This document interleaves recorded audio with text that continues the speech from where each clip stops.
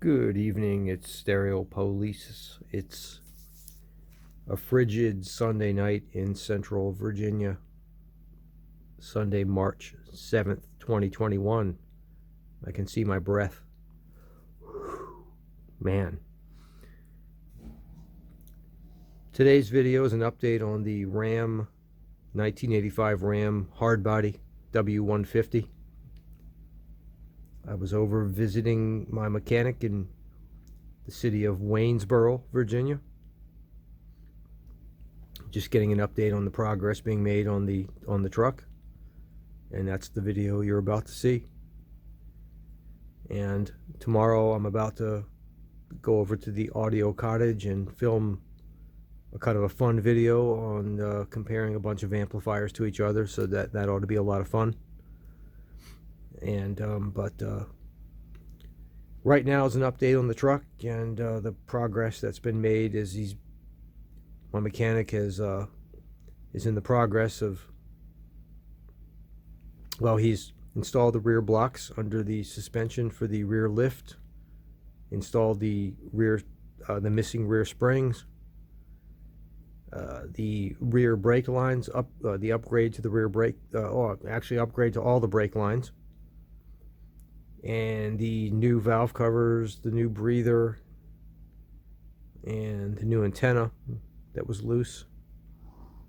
And this coming month, he's going to have a lot of time on his hands over the coming weekend, so he's going to finish the rest of the list, which includes the remainder of the interior, the bench seat, the window seals, finish the dashboard, the transfer case, bearing kit, the transmission leak,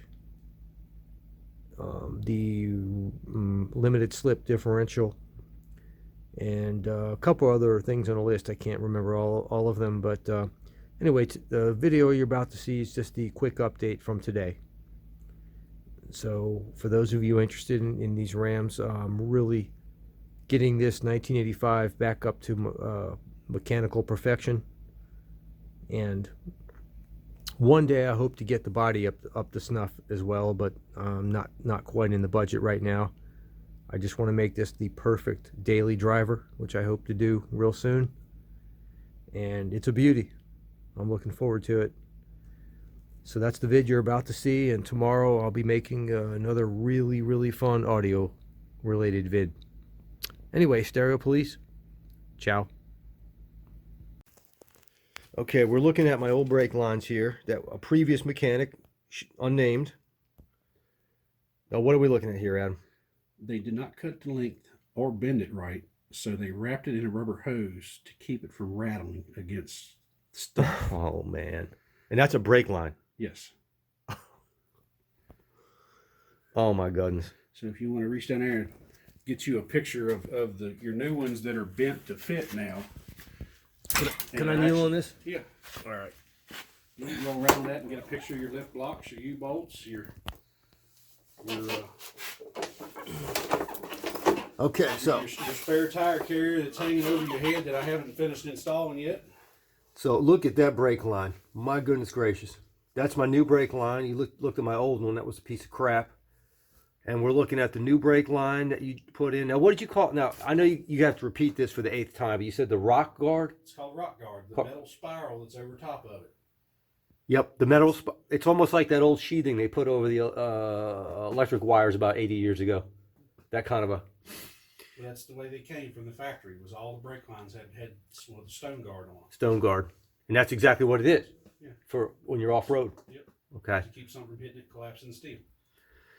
We're also looking at the block, which is a how many inch lift for the rear? 1.5 1.5 lift for the rear, and you got the new spring in there too. Yep. Obviously. Okay. Yeah, look right over your head. See the cable hanging down? What am I looking at here? Right beside your forehead. Oh. That's your spare tire. Oh, okay. I never had a spare tire, and Adam has invented a spare tire carrier system in here to work around the dual exhaust that someone put on here. Yep, I'm going to have to cut that massive piece of L channel out that's holding the back part of that hitch. Oh, okay, yep. There's literally no room for the tire because of the way they did that. Now, is that L channel providing any sort of structural? No, somebody added that in for that hitch. Okay, so this is just for hauling the weight, taking the weight of that hitch. And they welded it to everything. It's welded to your bumper brackets, to the frame, to the. I mean, you can't even take the bumper off this truck right now.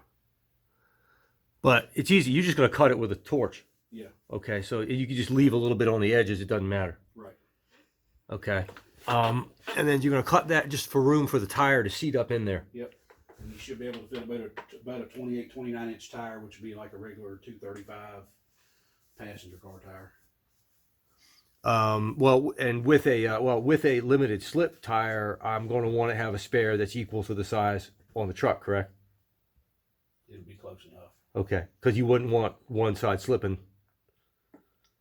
Wouldn't want to take on a road trip like that. Right, because that limited slip could be freaking slipping all the time while you're, yeah. Okay. And then there's the brake line that's going over top the differential cover. Yeah, wow, that's a beautiful system you got rigged up here. Wow. I can't, because I don't have a spare tire, and that's the last thing I want to do is have to call roadside assistance, because I don't really need them to change the damn tire.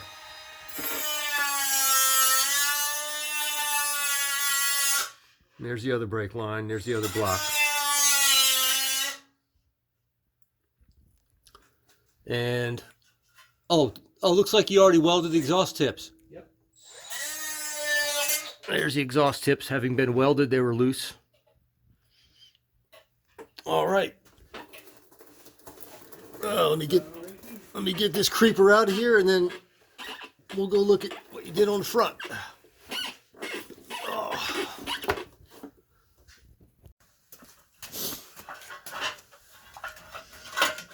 Okay, we didn't have the positive crankcase ventilation system. Was just ready to accept water and bugs. And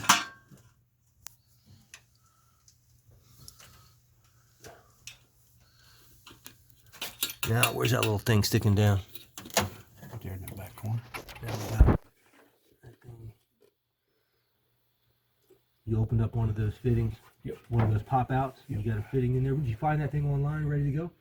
Vance Auto overnight. How about that? And the new valve covers. They weren't on last time. They were not on last time. There's the new valve covers. Did they seat on there just fine? No problem? No problem. Okay.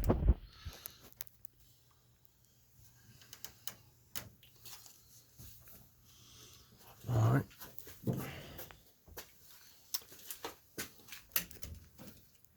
Yeah, that's going to be the wrong angle. All right, and that's pretty much the work since last time, right? Yep. All right, and then this month will be the kick-ass month. Yep. All right. Here's the other brand spanking new aftermarket original valve cover without the rubber plug that sneezes. Yeah. Yeah.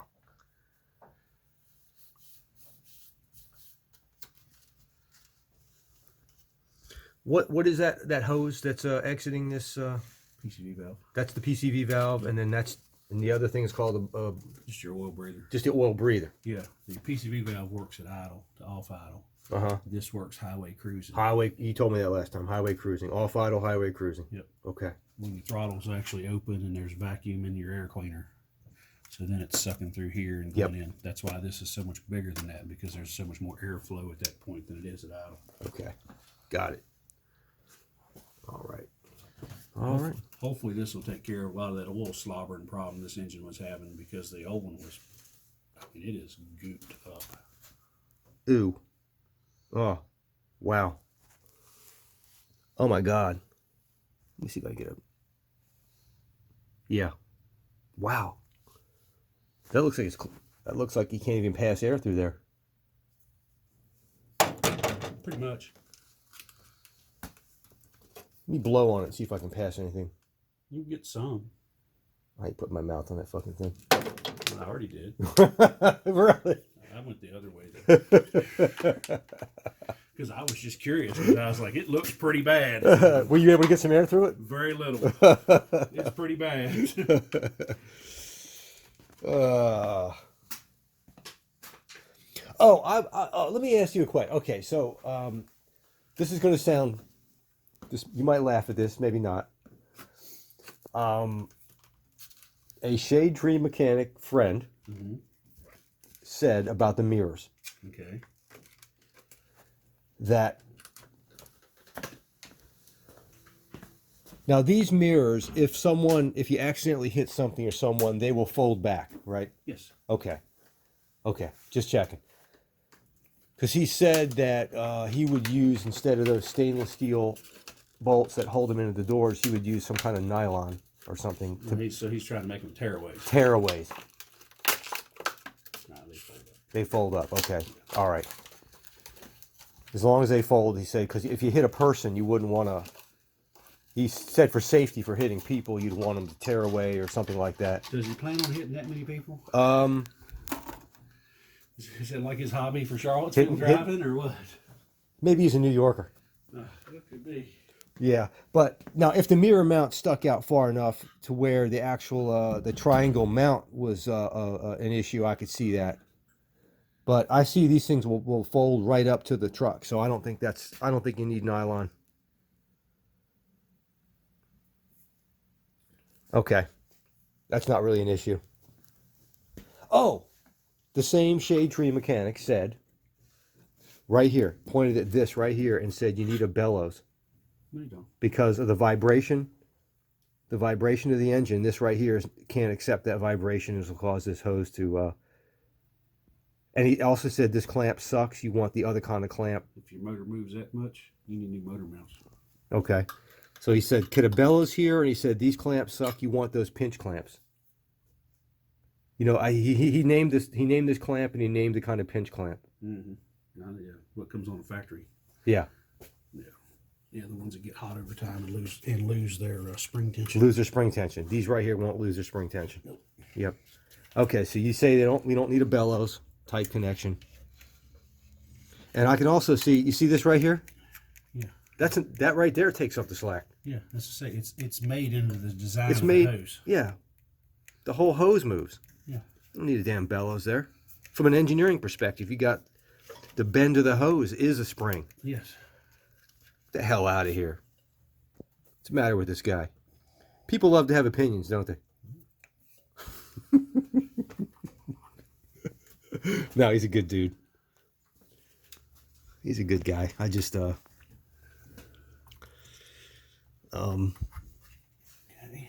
he said that these radiators, these plastic things, develop the weirdest pinhole leaks in the weirdest places. Yeah, usually they just leak around the tanks. Yeah. Because it's looks like a big rubber band. Yeah. Is what seals that plastic with that aluminum. Uh-huh. And over time the heat gets to it and the rubber just splits. All right. Before I hit the road here, we're going to get the rear speakers. Mm-hmm. Are they going to be connectable to the radio? Mm-hmm. Excellent. Yeah, you got your plug-ins already in the truck. Your harness is already there. Is there a balance knob on the radio, front and rear? Yes. Beautiful. We're getting new shocks. What else did I say besides the new shocks? Tailgate panel. But there was something I added to the list at the same time as the new shocks. I said, why don't we throw this in there too? Shocks and rear speakers. And maybe it was the rear speakers, but and then you had mentioned the last. It was a text. I sent it via text. That's what I was looking.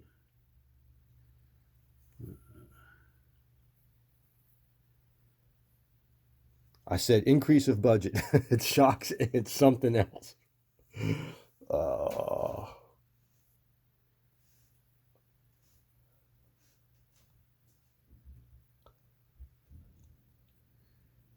New shocks, spare tire system. That's the spare tire system. That's what it was. If you have any way of getting the rear speakers. Yep. Bingo. Yep. So that 3 already addressed. Beautiful. Perfect. Yep. Especially the spare tire, because like I say, I'm driving this almost full time. That's why I need you around. You can't go to Texas anytime soon because this is my full-time driver. I'm retiring the other truck, so in case the engine dies, I need it rebuilt.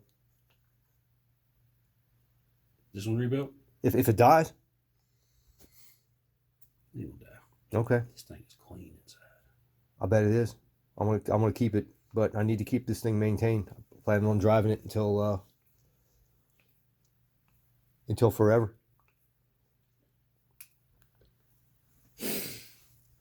All right, we're good.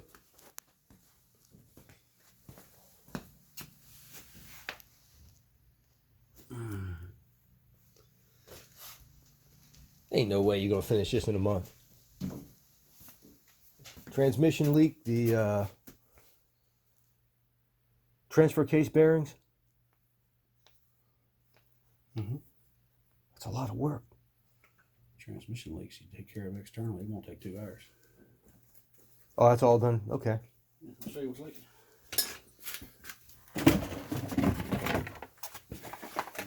Big seals. Big old seals.